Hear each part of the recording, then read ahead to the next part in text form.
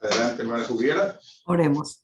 Soberano Señor y Padre de misericordia, te damos gracias por tu inmenso amor, por tu cuidado, por este hermoso día que nos has regalado, por permitirnos, Señor, una vez más, tu pueblo reunido esta noche con el propósito de aprender tu palabra, Señor. Te pido, Señor, por nuestro pastor, que seas tú ungiéndolo, Señor, y dándolo del poder de tu Santo Espíritu para que cada palabra que salga de su boca sea la que tú quieres, Señor, enseñarnos en esta noche. Prepara nuestros corazones, nuestras mentes, para nosotros, Señor, recibir ese mensaje tuyo, Señor, y aprender cada día más de ti. Sé con los hermanos que aún no han llegado, Señor, y con los que no pueden estar, te rogamos que los bendigas, que los guardes, que los cuides, Señor, y que tú puedas, Señor, obrar en sus vidas de una manera especial. Gracias por permitirnos estar esta noche aquí juntos, Señor. Ayúdanos, Señor, con tu Santo Espíritu a retener toda tu palabra y aprender de ella. Perdona nuestros pecados en el nombre de nuestro Señor Jesucristo. Amén. Amén. Pues hoy vamos a hablar acerca del progreso de la revelación de Cristo en el Antiguo Testamento. Y vamos a tener aquí algunos detalles de fecha y de tiempo que nos van a ayudar a nosotros a ir viendo con mayor claridad cómo fue progresando esta revelación de la obra de Cristo en el Antiguo Testamento. El propósito de la revelación de Cristo no es agregar conocimiento. Ustedes saben que una cosa es la persona aumentar en conocimiento, y este mundo está lleno de conocimiento y falto de sabiduría. Usted sabe lo que es la sabiduría. La sabiduría es cómo hacer apropiadamente una cosa. Hay gente inteligente, pero no tienen sabiduría. Hay gente académico y son inteligentes. Pueden tener un coeficiente de inteligencia elevado, pero su vida es un desastre, su vida personal. Y la revelación de Cristo no busca agregar conocimiento, sino producir en el hombre que está condenado por el pecado la redención que el hombre necesita. ¿Qué es la máxima expresión de la revelación de Cristo? Que la imagen de Cristo sea formada en nosotros. Que podamos decir, como dijo el apóstol Pablo, ya no vivo yo, sino que Cristo vive en mí. Que podamos nosotros expresarnos de esta manera. Entonces, miren, hermanos, en la medida en que el tiempo fue transcurriendo sobre la tierra, ¿qué pasó con el hombre? Se fue corrompiendo cada vez más. Y es lo que ha pasado a través de la historia. Ahora, el hombre se va corrompiendo cada vez más, y en esa misma medida o en mayor medida, la revelación de Cristo ha ido progresando. Y nosotros vamos a hacer una panorámica de esa historia. Hay cosas que la vamos a resumir un poquito, pero vamos a ir viendo esa panorámica. La maldad en el mundo incrementándose y la revelación de Cristo siendo superior a la maldad y la obra del hombre sobre la tierra. ¿Qué pecado no puede perdonar Jesús? No hay. Es decir, no hay un pecado, por grande, por horroroso, que no tenga perdón, porque Jesucristo para eso vino, para perdonar el pecado, no un tipo de pecado, sino para perdonar el pecado de la humanidad. Entonces, un punto importante que debemos nosotros entender es que cuando hablamos de la redención del hombre, no fue la reacción de Dios. Usted sabe lo que es una reacción, ¿verdad? Es cuando de repente nosotros decimos algo porque nos provocaron, o tal vez vamos caminando por un lugar y de repente viene algo y nosotros saltamos. Eso es una reacción a lo que pasó. Dios no tiene reacciones. Dios sabe de antemano todas las cosas. Entonces, la redención, la salvación nuestra, suya y mía, no fue la reacción de Dios al pecado, sino la realización de un plan eterno. Y vamos a ver la primera cita bíblica, Mateo, capítulo 25. Vamos a ver lo que dice la palabra del Señor. San Mateo, capítulo 25. Y vamos a leer el verso 34. Vamos a ver aquí de cuándo data el plan de redención nuestro.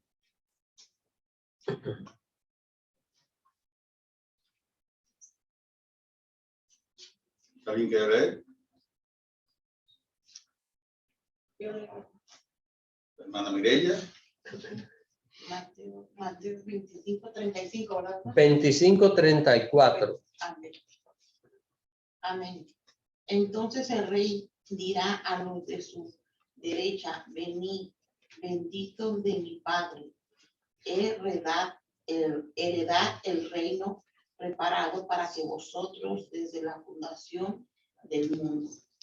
Noten, hermano, ¿desde cuándo está preparado el reino? ¿Mm? Así que no estamos hablando nosotros de que esto es una reacción, el hombre pecó, entonces Dios dijo, déjame yo ver cómo hago algo para mejorar esta situación, sino que obedece a un plan eterno, un propósito eterno. Ahora, cuando nosotros vemos esto así teológicamente, uno dice, qué bonito, pero déjeme decirle que esto no se trata de palabras y argumentos, se trata de usted y de mí. ¿Está entendiendo? Usted y yo fuimos lo que estuvimos en ese propósito de Dios. Desde antes de Dios crear el mundo, ya usted y yo estuvimos en el propósito de Dios. Usted y yo no somos un accidente, no somos el fruto de que, bueno, se unieron mi papá y mi mamá. Y no, hermanos, había un plan, había un propósito. Es lo que dice aquí, que hay un reino que Dios había preparado desde la fundación del mundo. ¿Y qué dice aquí el Señor? Dice, venid, benditos de mi Padre, a heredar el reino que estuvo que preparado. Ven, esto no fue que de repente iba a hacer una comida y se me quemó y luego terminé haciendo otra para comer. No se trata de esto. Es un plan, es un propósito perfecto y eterno de Dios de redención. Así que, ¿cuándo fue preparado este reino en cuanto al tiempo? Es inmedible el tiempo. Así que fue en la eternidad que Dios preparó este plan. Ahora, vamos a ver que donde inició el pecado, ustedes saben dónde comenzó el pecado aquí en el mundo, ¿verdad? En el jardín del Edén. Donde inició el pecado, allí mismo comenzó la realización de la redención. Si notan, vamos a tener una lectura que está en Génesis 3. Vamos a buscar Génesis 3. Y yo estoy seguro que ya ustedes casi se saben de memoria esta lectura, y hay un propósito. El propósito es que recordemos que este es el punto de partida de la obra de la redención acá en el mundo. Es el verso 21. Así que alguien, por favor, que se lea este verso 21. Yo sé que pasarán los años y usted recordará cómo inició la redención, de qué manera inició esta obra de la redención aquí en el mundo. Génesis 3:21. ¿Alguien del Zoom quiere leer? Hermana Anabel.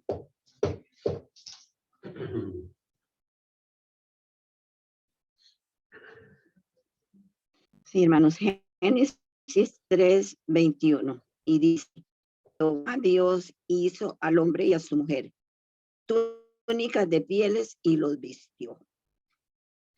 Entonces, miren, yo acá lo que voy a hacer es, voy a ir poniendo más o menos esto que Dios hizo eso hace unos 6.300 años. Esto es un cálculo aproximado, ¿eh? Ahí puede haber un error de quizás más de 100 años. Pero hace 6.300 años atrás, que Dios, ¿qué hizo? Tomó animales, los sacrificó para cubrir, ¿qué? El pecado. Aquí comenzó el pecado en el hombre e inmediatamente allí donde inició el pecado, el Señor comenzó lo que es la realización de la redención. Recuerde, la redención ya estaba preparada. ¿Desde cuándo? Desde antes, en la eternidad. Pero ¿cuándo comenzó? Aquí. Porque este sacrificio de estos animales que Dios hizo para crear pieles es un prototipo ¿de qué? Del sacrificio de Cristo, ¿verdad?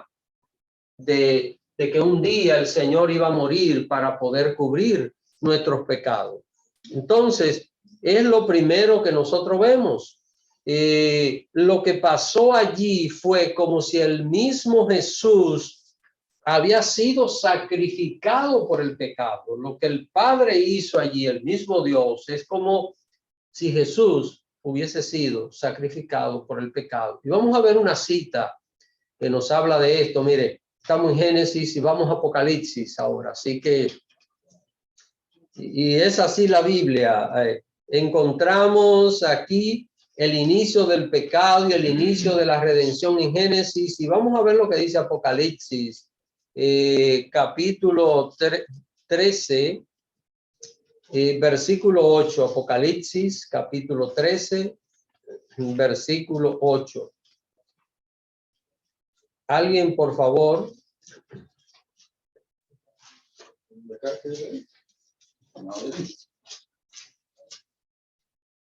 Apocalipsis 13:8 dice, y la adoraron todos los moradores de la tierra, cuyos nombres no estaban escritos en el libro de la vida del Cordero que fue inmolado desde el principio del mundo. Wow. Acá lo que nos interesa no es estudiar la bestia, sino estudiar el Cordero que fue ¿qué? Inmolado. ¿Cuándo? Desde el principio. Y yo le pregunto, cuando Jesús, vamos a pensar que esta es la historia humana, ¿verdad? Esta es la historia humana. Aquí no es así, pero vamos a poner, aquí está la cruz. Cuando Jesús murió, ya hacían más de 4.000 años que el hombre habitaba sobre la tierra. Cuando él murió, lo que quiere decir que hace que Jesús murió, que Jesús nació hace 2.000, ¿cuánto? 23 años, ¿verdad? Que Jesús nació. Todo el resto de la historia del hombre ocurrió antes de que el Señor muriese en la cruz. Ahora, mire lo que dice este versículo, que el Cordero fue inmolado desde la fundación del mundo. El Cordero que fue inmolado antes. ¿Cuándo? Y es la parte que debemos entender. ¿Cuándo tipológicamente fue inmolado Jesús? Con ese sacrificio que el Padre hizo. Porque ¿dónde fue que se hizo? Se hizo aquí, al comienzo de todo. El inicio del pecado, allí se produce. Este versículo está hablando claro, está hablando de el libro de la vida del Cordero que fue inmolado desde el principio del mundo. Aquí estamos en los inicios de todas las cosas. Y ese sacrificio es lo mismo que inmolarse, entregarse, sacrificarse, pues fue lo que allí ocurrió. Entonces, ¿qué es lo que estamos viendo? Estamos viendo cómo la obra de Cristo, la revelación de Cristo, ya va progresando en el mundo. Y es lo que vamos a ir viendo según estemos analizando cada uno de estos casos. Recuerden que pueden hacer sus preguntas, hermanos, pueden hacer sus comentarios y esto es importante para nosotros pues a veces hay cosas que no se dicen muy claras, pero con las preguntas se aclara mucho mejor. Bueno, pasaron los años y más o menos pensemos que en la historia de la humanidad, quizás por aquí podemos poner el diluvio, por aquí podemos poner a Noé, aproximadamente unos 1600 años después de la creación, 1600 años, no antes de Cristo, sino después de la creación. Y allí nosotros podemos encontrar cómo el único hombre que en ese tiempo hizo sacrificios delante de Dios fue el único que se libró de ¿qué?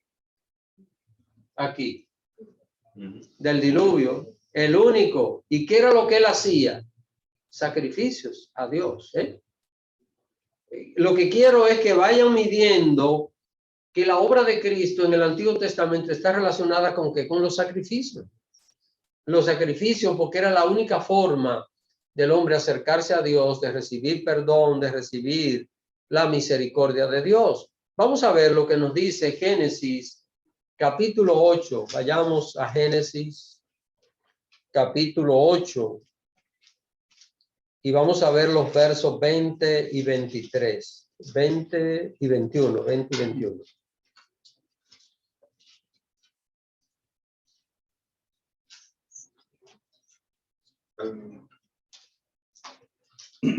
¿Alguien que quiera leer?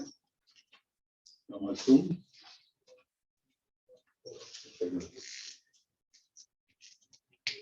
¿O del salón? ¿Alguien que quiera leer?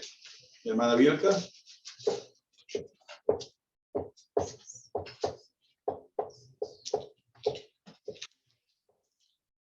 Adelante, hermana Bielka. ¿Cuáles son los versículos 21 y 22 de Génesis 8? 20 y 21. 20 y 21, Génesis 8, leo. Y edificó Noé un altar a Jehová, y tomó de todo animal limpio y de toda ave limpia, y ofreció holocausto en el altar.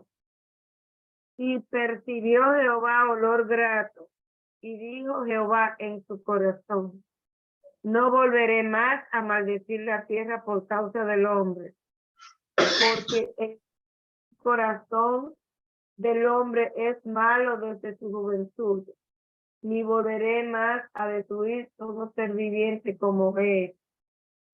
Noten, ¿qué es lo que estamos buscando aquí? Lo que estamos buscando es que este hombre fue el único que hacía sacrificios en esa época. ¿Y qué pasó con él? Se salvó, Dios lo salvó, y cuando terminó el diluvio, ¿qué hizo él? Hace un altar para ofrecer ¿qué? Sacrificios a Dios. Y dice que Dios recibió como olor grato. Dios recibió como olor grato aquellos sacrificios. Ahora, aproximadamente, hermanos, de esto hace unos 4,700 años. Así que recuerden,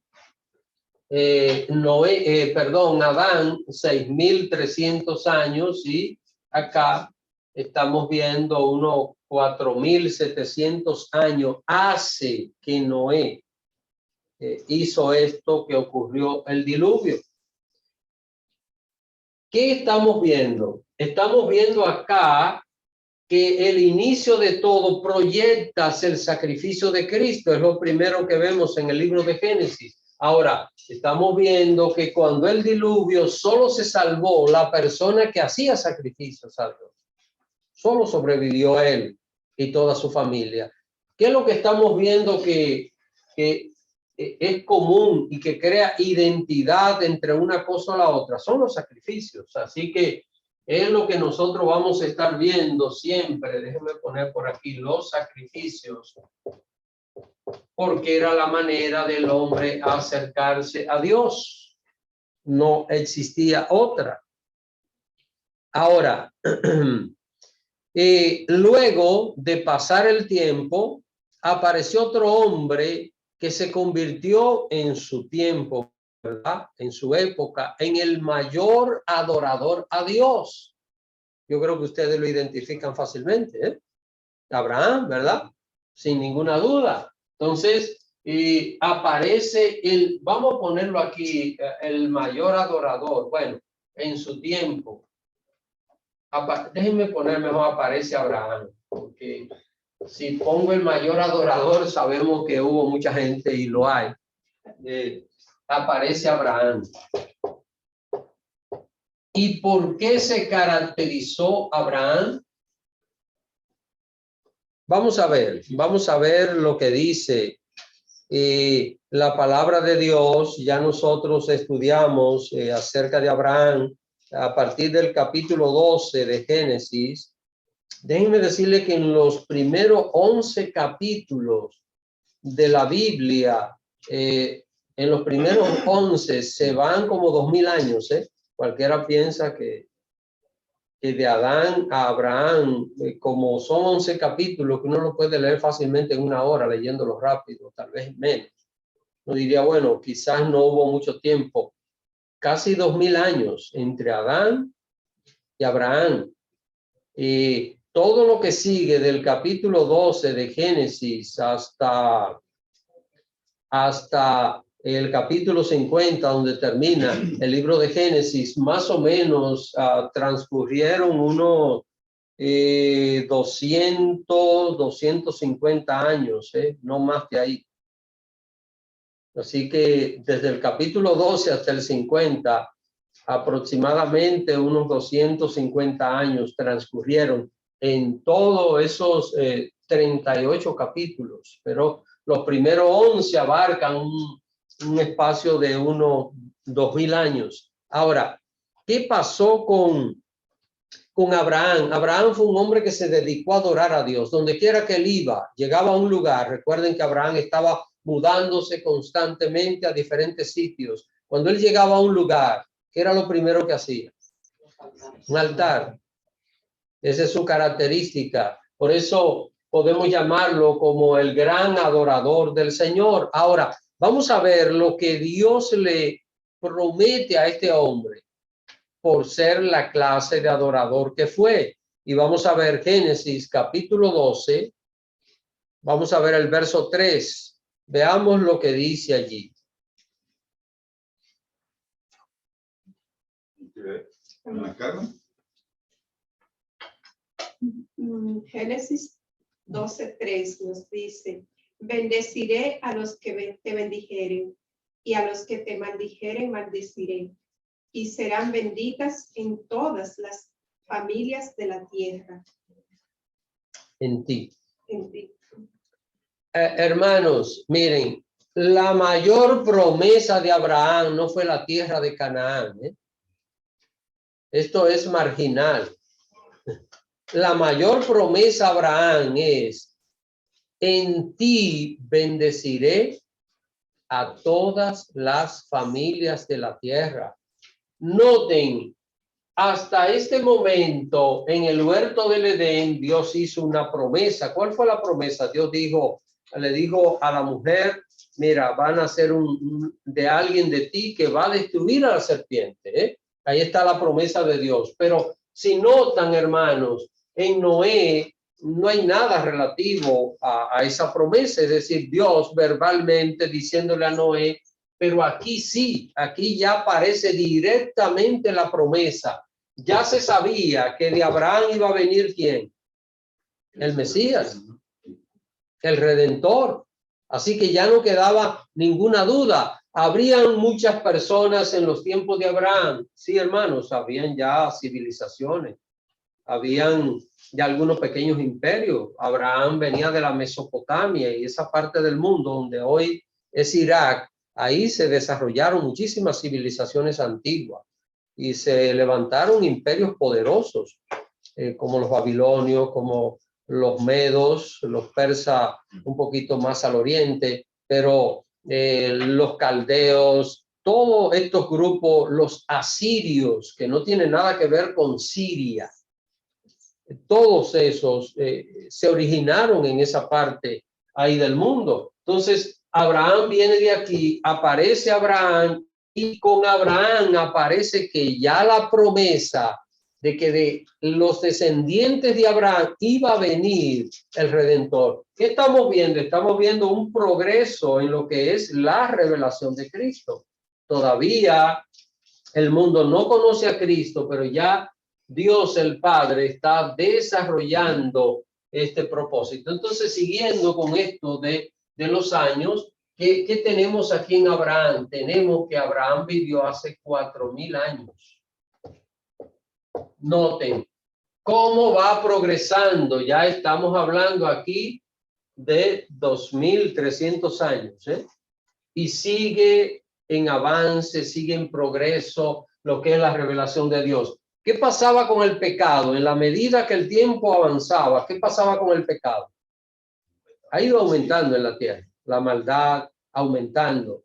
Y Dios en esa misma medida está que poniendo en progreso esa revelación del Señor Jesús. Ahora, de Abraham venía el propósito, pero ustedes saben que esto tiene que ir sintetizándose, ¿verdad? Y es lo que vamos a estar viendo. Abraham tuvo un hijo que se llamó Isaac. ¿Qué pasó con él?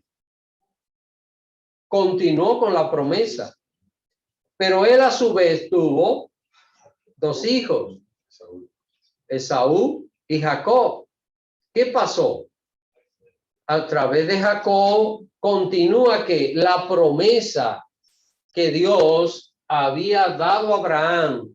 Recuérdense que la promesa inicial es aquí en el huerto del Edén, pero cuando Dios elige a alguien específico para la realización de esa promesa es aquí con Abraham, pero Jacob es nieto de Abraham y a través de él continuamos viendo la herencia. Por eso aquella batalla entre todos hermanos y aquel asunto por la primogenitura y la bendición de Dios y todo aquello. Ahora, ¿qué pasa, hermanos? Jacob, ¿cuántos hijos tuvo? 12. Entonces aquí tenemos una situación. ¿Sería que el primogénito de Jacob, el heredero de la promesa? No, en este caso los 12 hijos iban a recibir, ¿qué cosa? Recuerde que Abraham recibió 2 promesas. Recibió la promesa de la tierra de Canaán, que dije hace un rato que era secundario en este caso, pero no que dejó de ser importante.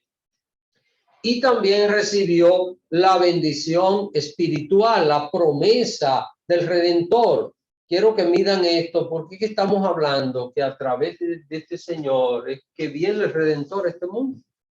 Dios tuvo que nacer como hombre para poder vivir entre nosotros y para poder redimirnos. Entonces esto es de mucha importancia.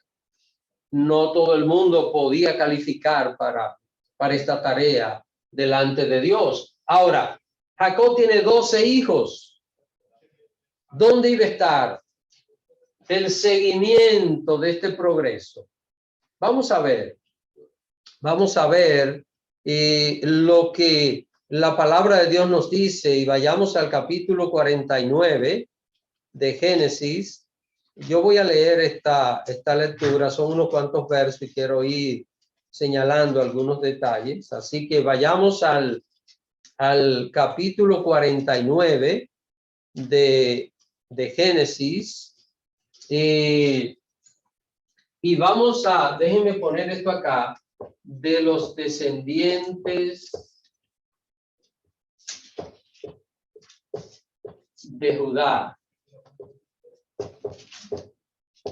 De los descendientes de Judá.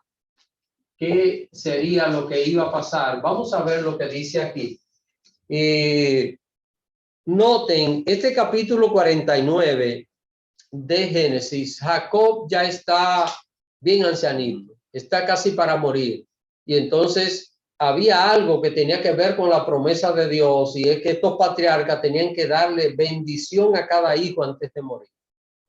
Así que ahí estaba la promesa de Dios, y él, como son 12, él toma a cada hijo y comienza a darle su bendición. Pero noten el verso 8.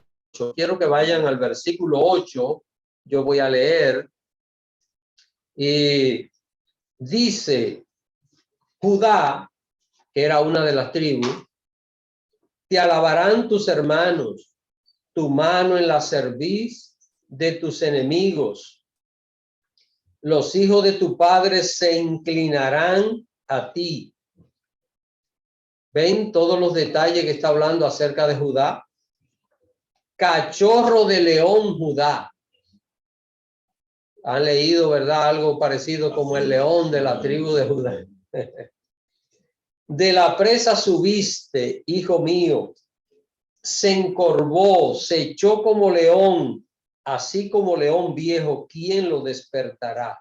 Ahora, aquí viene algo, hermano, que el que conoce un poquito leyendo la Biblia sabe que es imposible que se aplicara a Judá, a este Judá, hijo de Jacob. Dice: no será quitado el cetro de Judá. Usted sabe lo que es un cetro, es como una varita, el mando, ¿verdad?, del rey que representa. Dice: no será quitado el cetro de Judá, ni el legislador de entre sus pies, hasta que venga Silo. Esto tiene que ver con mensajero de paz, con esta palabra, Shiloh, en hebreo, tiene que ver relacionado con mensajero de paz, con aquel que lleva la paz. Dice: y a él se congregarán los pueblos. O sea, está hablando de alguien que ya nosotros sabemos, atando a la vid su pollino. Esta palabra pollino nos recuerda cuando el Señor entró a la ciudad de Jerusalén, que alguien leyendo mal dijo: pero ¿y cómo se montó Jesús en un pollito? Porque, ¿verdad? Dice que entró en un pollino. Dice: ¿cómo se pudo? Pero sabemos que el pollino es un burro joven. Así que dice: y a la cepa, el hijo de su asna, lavó en el vino su vestido. Cualquiera diría: pero ¿y cómo, Jesús? Sí, si usted se lee Isaías 63, desde el 1 hasta el 6, va a encontrar allí que aparece Jesús y aparece reflejado allí con su ropa manchada de sangre. Así lo dice. Y cuando leemos Apocalipsis capítulo 19, dice que él es el que pisa, que sus vestidos son salpicados porque él pisa el lagar de la ira de Dios. O sea que, hermano, cuando nosotros estamos leyendo esto, vemos todo en el cumplimiento. Dice: lavó en el vino su vestido y en la sangre de uva su manto. Todo esto lo podemos encontrar en la Biblia detallado, todas estas cosas que estamos leyendo. Y dice el verso 12, ya para concluir esto: sus ojos rojos del vino y sus dientes blancos de la leche. Es una referencia a Jesús. Entonces, ¿qué es lo que estamos viendo aquí? Ya estamos viendo que de la tribu de Judá vendría ¿quién? El Señor, el Mesías. Vendría el Señor. Ahora, ¿qué tiempo hace que esto aconteció? Hace 2800 años.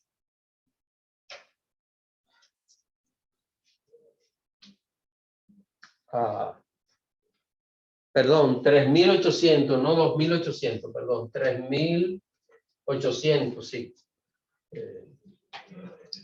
3800 años hace que Judá estuvo acá en la tierra y que él recibió esta promesa de su padre Jacob. Así que 3800 años. ¿Qué están viendo? Estamos viendo que el tiempo está pasando, ¿verdad? el tiempo está pasando.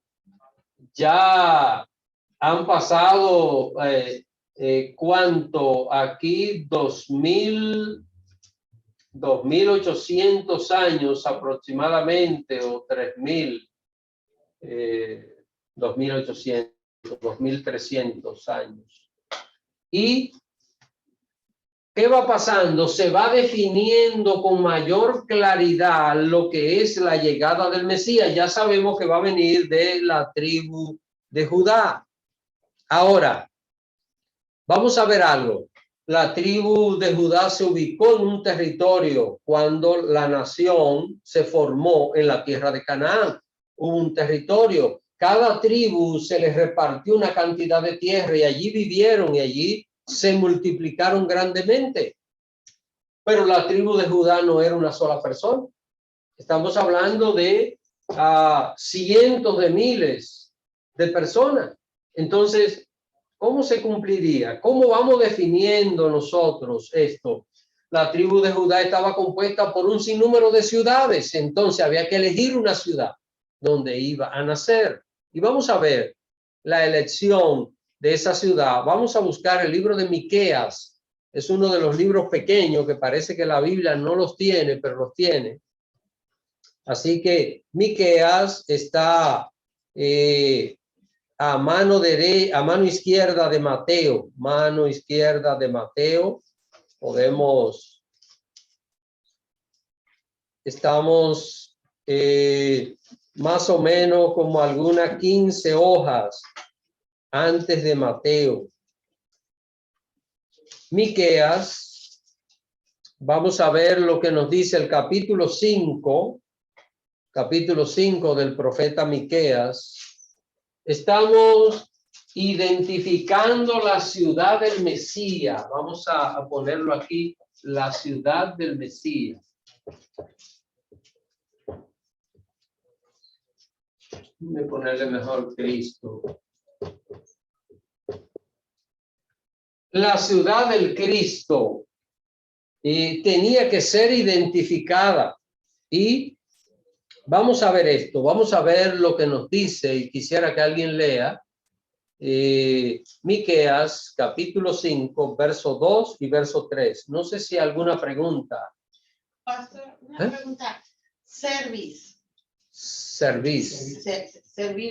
es esta parte aquí detrás. Okay. Es como decir, bueno, aquí está la frente y aquí está la cerviz, la parte de atrás de la cabeza. Sí. Hermano Doraliza, ¿usted tenía pregunta o era que quería leer? Buenas Adelante, noches. Creo que está todo. No leer, cuando el pastor dijo Miqueas, Okay. Adelante. Reinado del libertador desde Belén, es el título, por si acaso. Dice, rodéate ahora de muros, hija de guerreros. No han sitiado, con vara herirán en la mejilla al juez de Israel. Pero tú, Belén Etrada, pequeña para estar entre las familias de Judá, de ti me saldrá el que será Señor en Israel. Y sus salidas son desde el principio, desde los días de la eternidad. Pero los dejará hasta el tiempo que dé a luz la que ha de dar a luz. Y el resto de sus hermanos se volverá con los hijos de Israel. Aquí estamos viendo cómo se identifica la ciudad, y cualquiera diría, bueno, pero es fácil, nosotros estamos leyendo todo un libro, ¿verdad? Pero noten las fechas que estamos teniendo acá. Y cuando profetizó el profeta Miqueas profetizó en el siglo VIII antes de Cristo, es decir, que estamos hablando aquí de 2.800 años. Aquí sí, 2.800 años. Estamos viendo que hay una diferencia cuando Judá recibió la bendición y se profetizó que de Judá iba a salir el Mesías, pasaron 1000 años hasta que fue identificado que la ciudad. ¿Cuál era la ciudad? Belén. Eso es lo que dice aquí, Belén, Efrata. Una ciudad, una aldea que no era ni siquiera de la mayor importancia, cobró una gran importancia en la historia de Israel por una razón antes de Cristo. ¿Por qué? Porque allí nació David. David nació en esa ciudad, de ahí fue originario el rey David. ¿Y de dónde viene el Señor Jesús? Del linaje de David. Así que noten cómo nosotros vemos este progreso, cómo el tiempo va pasando y cada vez más está mucho más claro lo que el Señor quiere decirnos. Entonces, ya tenemos aquí la ciudad. Ahora vamos a ver otro detalle que va a identificar lo que es el progreso de la revelación de Cristo. Vamos a ver de quién nacería él. Nacería de una virgen, ¿verdad? Vamos a ver lo que nos dice Isaías. Isaías, capítulo 7, libro del profeta Isaías, capítulo 7, versículo 14.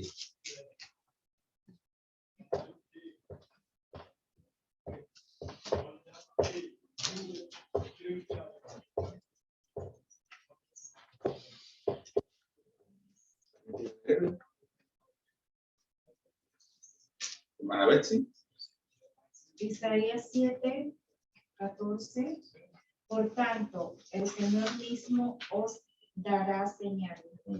He aquí que la Virgen concebirá y dará a luz un hijo y llamará su nombre Emmanuel. El profeta Isaías se le ha conocido como el profeta mesiánico, el profeta que menciona más la obra, el nacimiento, el reino eterno del Señor Jesús.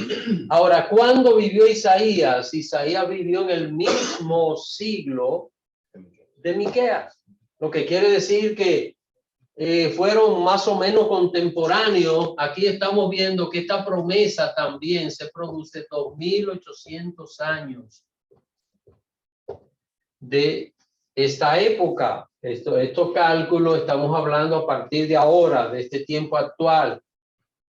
Y cómo esta revelación se va a, es decir, es como si se estuvieran despejando cosas para llegar a un punto específico, para que no hubiese duda de lo que ha sido el progreso de la obra de Dios, de la revelación de Cristo a través del hombre. Entonces, ¿qué es lo que estamos viendo? Lo primero es aquí, cuando inicia el pecado, Dios hace un sacrificio. ¿Tipo de qué? Lo que Cristo iba a hacer. Luego, ¿qué vemos?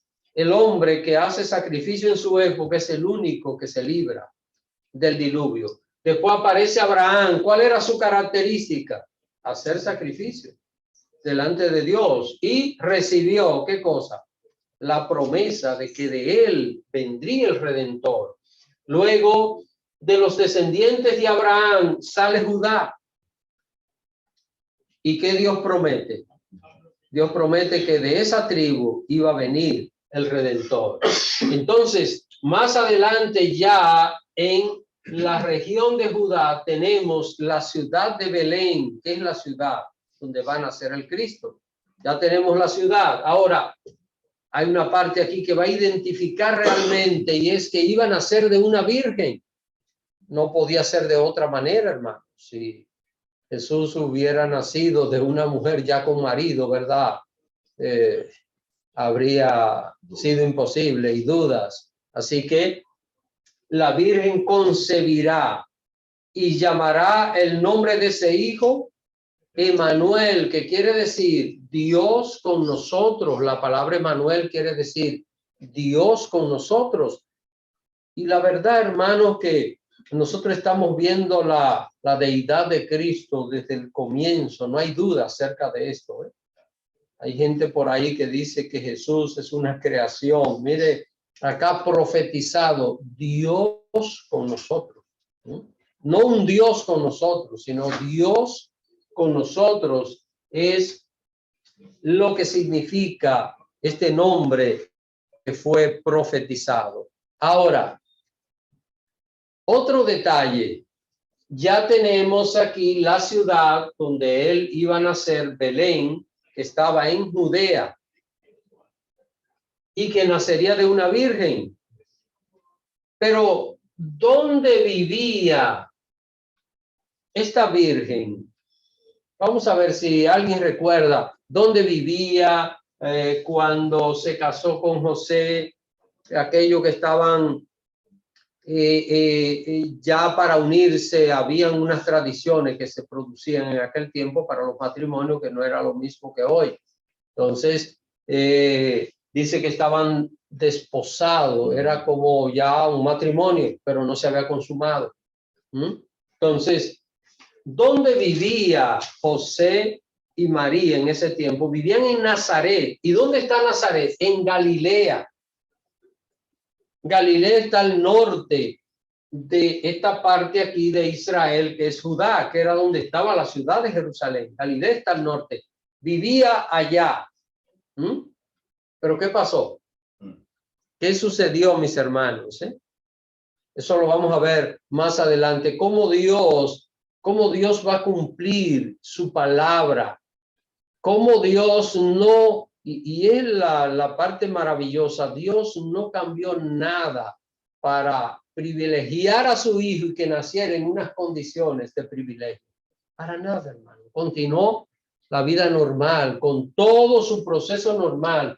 Y es lo que nosotros estamos viendo a través de esta historia. Aquí no estamos viendo nada milagroso, ¿eh?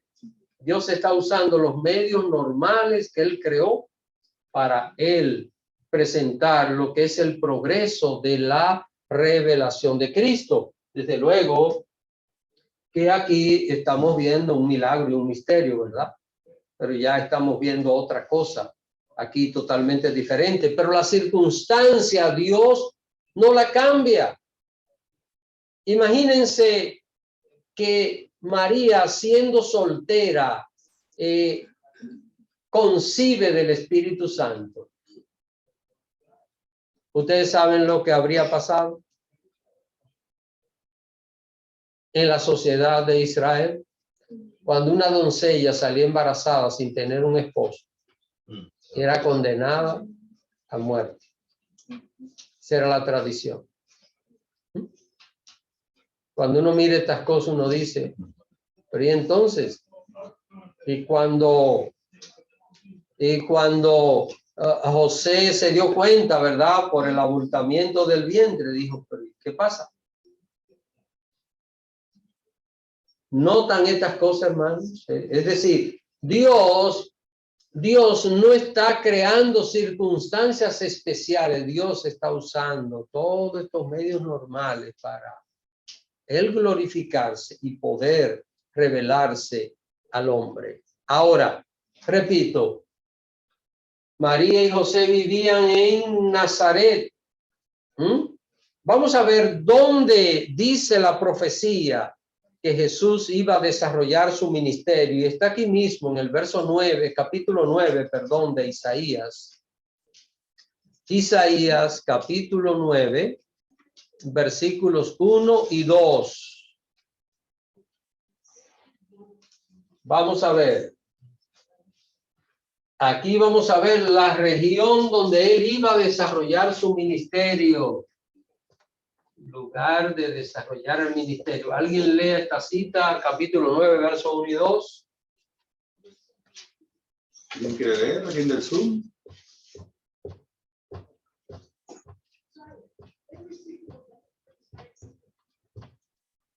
¿Alguien quiere leer? Ok. Pastor Abreu. 1 y 2. Mas no habrá siempre oscuridad para lo que está ahora en angustia, tal como la aflicción que le vino en el tiempo de livianamiento, tocaron la primera vez la tierra de Zabulón y la tierra de Neftalí, pues al fin llegará de gloria el camino del mar. De aquel lado del Jordán, en Galilea de los gentiles, el pueblo que andaba en tinieblas vio gran luz. Lo que moraban en tierra de sombra de muerte, luz resplandeció sobre ellos. ¿Quién cumplió esto? ¿Dónde comenzó Jesús su ministerio? En Galilea de los gentiles, en un territorio que no tenía nada que ver aparentemente con Jerusalén, que era la parte que correspondía a Judá. Así que ya estaba profetizado por el profeta Isaías, y aquí puse otra vez 2800, cómo Jesús iba a desarrollar su ministerio. ¿Cómo se le llama a Jesús? Jesús de Nazaret, ¿verdad? Y la mayoría de la gente pensarían que él era de Nazaret, porque allí se crió, allí vivió, allí desarrolló su ministerio. Allí comenzó a hacer sus obras. El primer milagro, ¿dónde lo hizo? Caná de Galilea.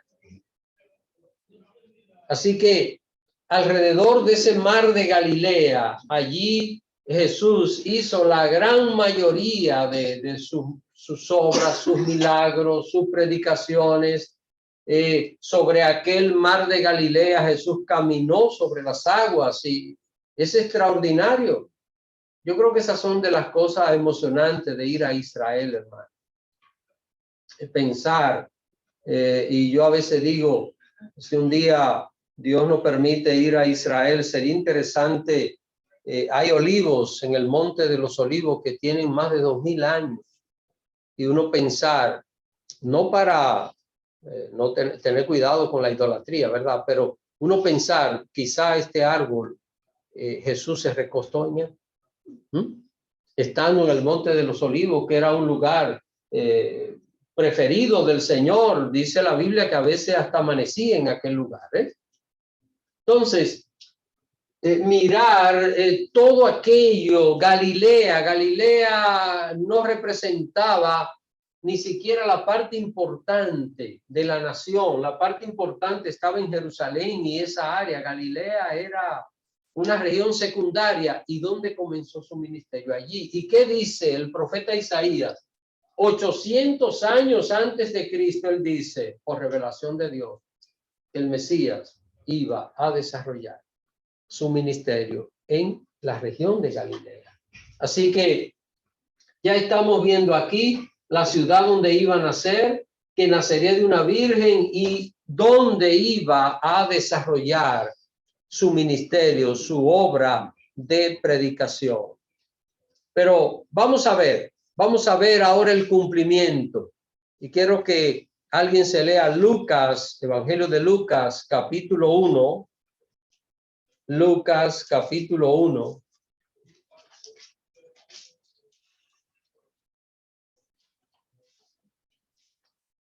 Versos 26 y verso 27. Lucas capítulo 1, verso 26 y verso 27.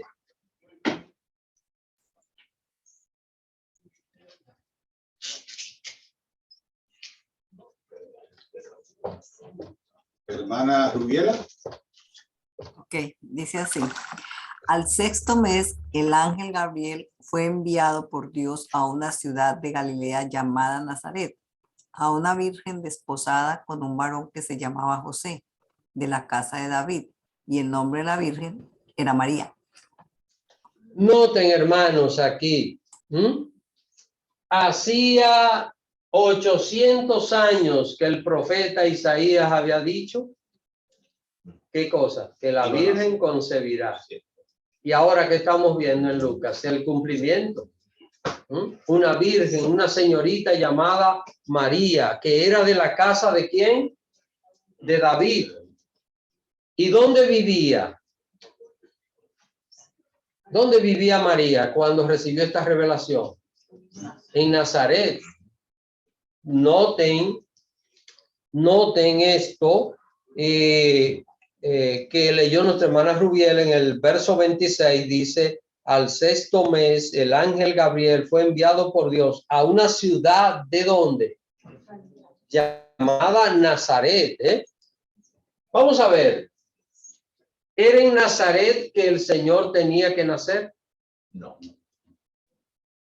No era en Nazaret, porque el profeta Miqueas ya había dicho, guiado por el Espíritu Santo, que iban a nacer ¿dónde? En Belén, no en Nazaret. Sin embargo, ¿dónde vive María, la elegida por Dios? En Nazaret.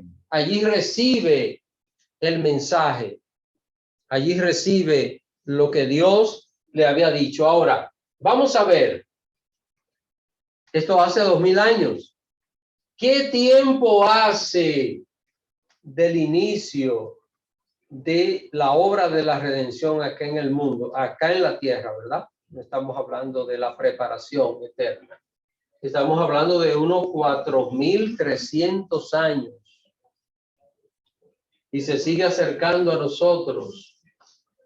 Cómo va progresando de manera tal que en la medida que el tiempo avanza, el pecado se incrementa, pero la revelación de Dios a través de Cristo se va haciendo más clara, más poderosa, más fuerte, hasta que finalmente se produce aquí el nacimiento del Señor Jesús, que es la revelación de Dios al hombre. Ahora, vamos a ver algo. Vamos a ver porque estamos viendo aquí que viven en Nazaret y de esta ciudad aquí, que era Belén, eran José y María, porque no podían casarse con personas que no fueran de la misma tribu, recuerden, y aún de la misma familia. Esto se guardaba por tradición entre los judíos. Ahora, yo voy a leer esta cita. Quiero que vean conmigo el capítulo 2 de Lucas. Yo voy a leer, no voy a ahondar mucho en detalles, pero vamos a ver aquí la realización de lo que Dios había prometido desde el jardín del Edén. Dice capítulo 2 de Lucas, aconteció en aquellos días que se promulgó un edicto de parte de Augusto César, fue el heredero de Julio César, Augusto César, que todo el mundo fuese empadronado. Este primer censo se hizo siendo Cirenio gobernador de Siria, e iban todos para ser empadronados, cada uno ¿dónde? A su ciudad. Así que no se hacían los censos como hoy, que usted donde quiera que esté, pues lo cuentan. Tenía que ir a su ciudad de origen. Hermanos, ¿y quién determinó esto? Entre comillas. ¿Está entendiendo? ¿Quién determinó esto? Fue Augusto César, un hombre en Roma, gobierna el mundo. Y él dijo, quiero que hagan un censo. Qué casualidad, ¿eh? Exactamente para ese tiempo. Y entonces todos tuvieron que ir a su ciudad natal para ser empadronados. Verso 4 dice, José subió de Galilea, de la ciudad de Nazaret, ¿a dónde? A Judea. Miren, Judá. A la ciudad de David que se llama Belén, por cuanto era de la casa y familia de David, para ser empadronado con María, su mujer. Alguien dice, pero no dice que María es que era de la familia. Es decir, María y José eran de la misma descendencia, no eran de descendencia diferente. Dice, repito, el verso 5, para ser empadronado con María, su mujer, desposada con él, la cual estaba encinta. Y aconteció, qué casualidad, que estando ellos allí, donde en Belén, se cumplieron los días de su alumbramiento. Mire, este censo pudo haberse mandado a hacer cuando María tenía 1 mes de embarazo. Casualidad. Le dijo Dios a Augusto César que hiciera el censo. ¿Sabía Dios de antemano las cosas como iban a surgir? Eso es lo que se llama presciencia. No presencia, sino presciencia. El conocimiento anticipado que Dios tiene de todas las cosas, mediante el cual Dios nos eligió a nosotros desde antes de la fundación del mundo. Seguimos leyendo. Verso 6. Y aconteció que estando ellos allí, se cumplieron los días de su alumbramiento, y dio a luz a su hijo primogénito, y lo envolvió en pañales, y lo acostó en un pesebre, porque no había lugar para ellos en el mesón. Hermano, ¿cómo Dios no manipuló nada? ¿Cómo Dios pudo haber dispuesto que, qué cosa? Que su hijo naciese en Jerusalén, en un palacio, en un lugar donde estaban las personas importantes. Sin embargo, ¿dónde nació? Hermano Reinaldo, ¿recuerda dónde nació Jesús? En Belén. En la ciudad de Belén, pero ¿en qué lugar de Belén? Un pesebre. Usted sabe que un pesebre es una cajita donde se echaban los alimentos de los animales. El lugar, el establo donde eran puestos los animales, y el pesebre una cajita, una caja donde echaban la hierba para alimentar. Y allí, aquella fue la cuna. La cuna del creador del universo, de Emmanuel, Dios con nosotros. ¿Cómo, mis hermanos, nosotros vemos esta historia del progreso, de la revelación de Cristo en la humanidad, en el hombre? Cómo Dios fue tratando cada una de estas cosas miles de años atrás, y vemos hasta llegar aquí. Y hay una canción muy bonita, la hermana Betsy la canta en muchas ocasiones, que dice: de su trono hasta el pesebre, de pesebre al Calvario, y del Calvario a mí. Una gran verdad, y es lo que nosotros vemos aquí. Así que, ¿cuál es el propósito de todo esto? Y con esto ya voy a concluir. ¿Cuál es el propósito de todo esto? Vamos a verlo en Gálatas, capítulo 4. Gálatas, epístola del apóstol Pablo a los Gálatas, capítulo 4.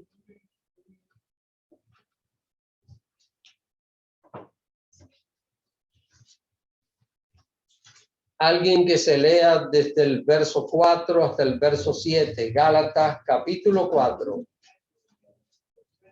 Verso 4 hasta el 7. Gálatas 4, 4 a 7. ¿Alguien quiere leer? Hermana Mireya. Amén. Pero cuando vino el cumplimiento del tiempo, Dios envió a su Hijo, nacido de mujer y nacido bajo la ley, para que redimiese a los que estaban bajo la ley, a fin de que recibiésemos la adopción de hijos. Y por cuanto sois hijo, Dios envió a vuestros corazones el espíritu de su Hijo, el cual clama: Abba, Padre. Así que ya no eres esclavo, sino hijo. Y si hijo, también heredero de Dios por medio de Cristo. Bendito Dios. Mire, hermano, quizá leyendo estas palabras no medimos la profundidad y la magnitud de lo que esto representa. Cuando vino el cumplimiento del tiempo, ¿cuándo? Aquí, 4.300 años. Aquí llegó el cumplimiento del tiempo. Dice que Dios envió a su hijo nacido ¿de qué? De mujer. ¿Qué Dios dijo aquí? Que iba a nacer un hijo de una mujer, que iba a vencer el pecado. ¿Qué Dios hizo aquí al inicio de todo aquí? ¿Qué Dios hizo? Que hizo un sacrificio para cubrir la vergüenza del pecado de la humanidad. ¿Y qué fue pasando en la medida que los años fueron transcurriendo, miles de años? Estamos viendo aquí sacrificio. Toda esta gente de aquí hacia atrás eran personas que hacían sacrificios, que apuntaba a quién, a Cristo. Ahora nosotros tenemos a Cristo. Y el propósito, ¿cuál es el propósito de la revelación? ¿Cuál es el propósito de todo esto? ¿Qué se buscaba con los sacrificios durante miles de años? ¿Qué se buscaba? Perdón del pecado. Que el ser humano fuera perdonado delante de Dios. Ahora, con la revelación de Cristo, ¿qué se busca? Hacer del hombre pecador, ¿qué cosa? Un hijo de Dios. Noten la diferencia. El propósito de la revelación de Cristo es hacer de un hombre pecador un hijo de Dios. Hijo de Dios, no por naturaleza, ¿verdad? Pablo lo explica acá, sino por adopción. Al decir esto, cualquiera, hermano Eber, ¿qué piensa acerca de esto, verdad? Como que cuando uno oye, bueno, yo soy hijo de Dios por adopción, uno dice, a veces los hijos adoptados no se quieren tanto como si. Sin embargo, nosotros para poder entender esto tenemos que ir a la cultura del tiempo que se reveló esta palabra. En los tiempos del Imperio Romano, una de las leyes romanas que hablaba acerca de lo que era la adopción establecía que un hombre podía desheredar a un hijo biológico, pero jamás a un hijo adoptado.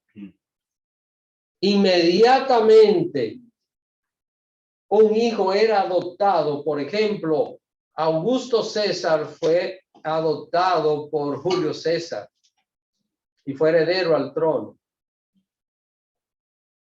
Entonces, cuando una persona recibía la adopción, que es el modelo que Pablo toma, eso jamás podía desligarse.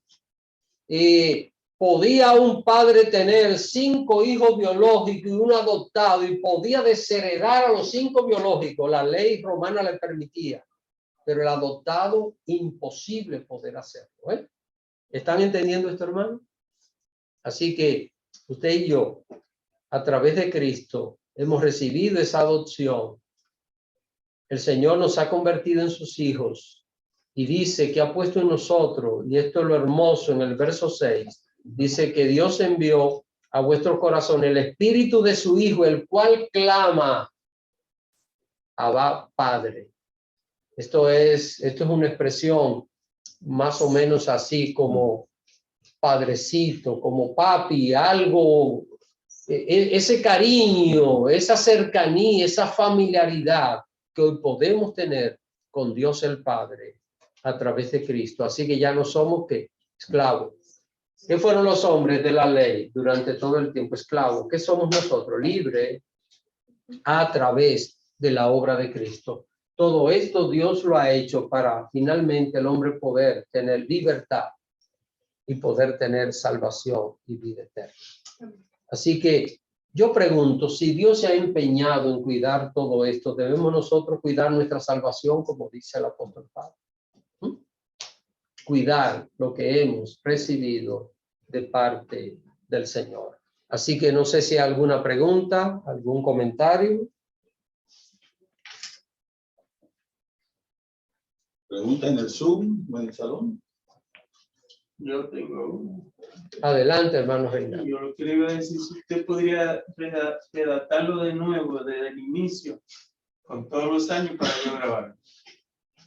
Ok, pues sí, tome la grabación. Vamos a...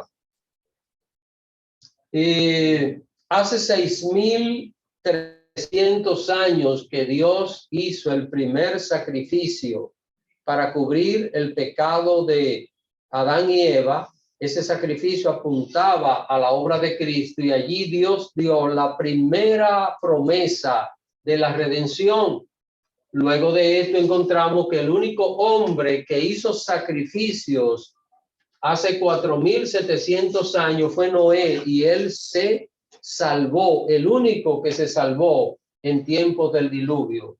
Pasaron unos años, como unos 700 años, y aparece Abraham, el hombre que hizo de su vida el sacrificio constante, y entonces a él Dios le hizo la promesa que iba a venir el Redentor que le había prometido en el huerto del Edén. De los descendientes de Abraham eligió el Señor a Judá, a la tribu de Judá, para traer a su hijo. Eso hace unos 3,800 años. De la tribu de Judá el Señor eligió la ciudad de Belén. De allí iba a nacer el Redentor. Y en la ciudad de Belén Dios iba a levantar una virgen, una muchacha virgen, para que fuera la que trajera el Hijo de Dios. Luego el Señor dijo en qué lugar el Mesías iba a desarrollar su ministerio, que fue en la región de Galilea. Finalmente, hace 2,000 años, Jesús nació en la ciudad de Belén, desarrolló su ministerio en la región de Galilea y finalmente cumplió con el propósito aquí de morir en la cruz para poder salvar al ser humano, hacer que el hombre pecador se convierta en hijo de Dios por adopción.